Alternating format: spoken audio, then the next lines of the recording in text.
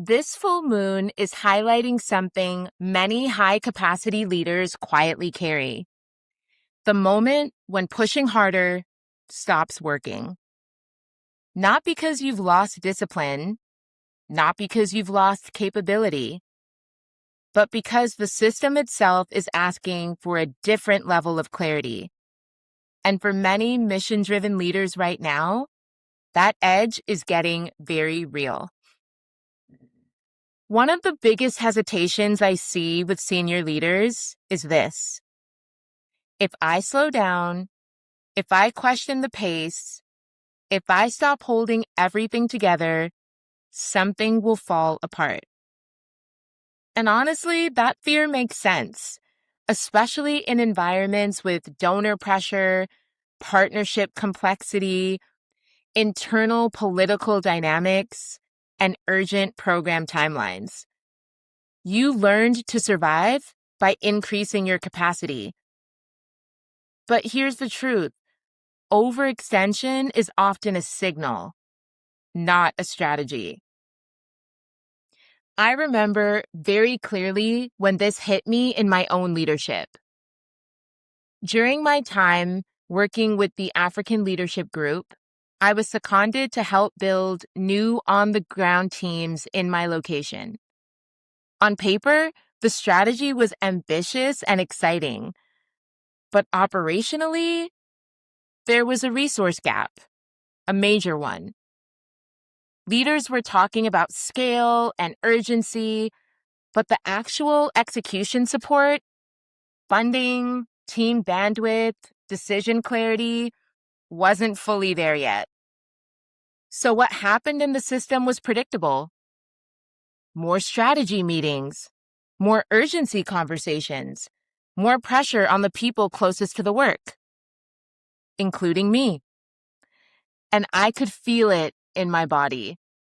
If I keep pushing at this pace, something in the system is going to break, including me.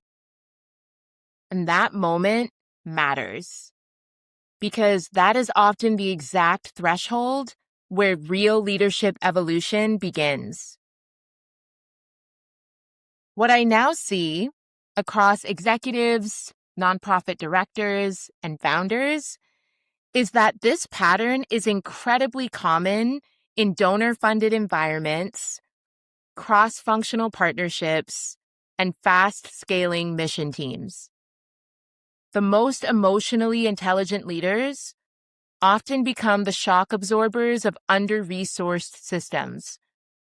They compensate, they smooth, they carry what the structure isn't yet holding. But long-term, that is not sustainable leadership design. When leaders begin doing this work properly, we start seeing measurable shifts.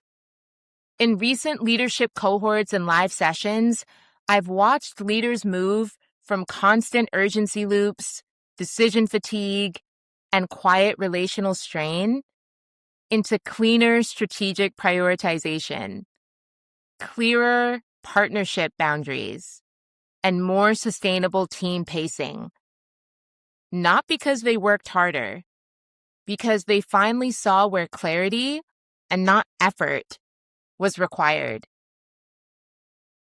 So if part of you is feeling resistance right now, that makes sense.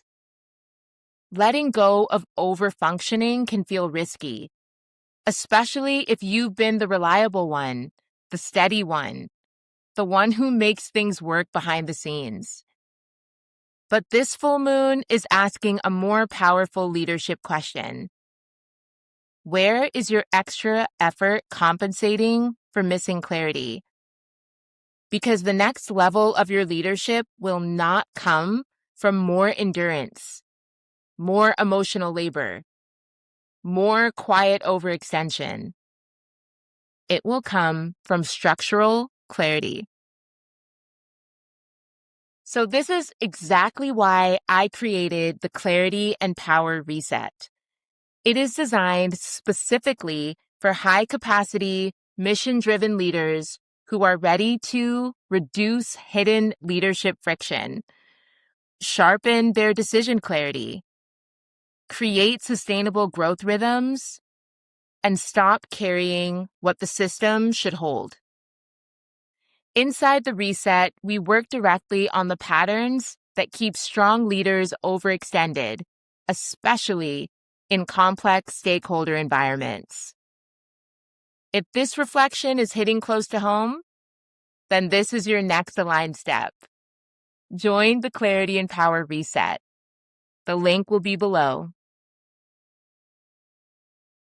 If something surfaced for you that was useful, then subscribe to the channel, share this with a leader who is carrying a lot quietly, and in the comments, let me know, where is clarity, not effort, being asked of you right now?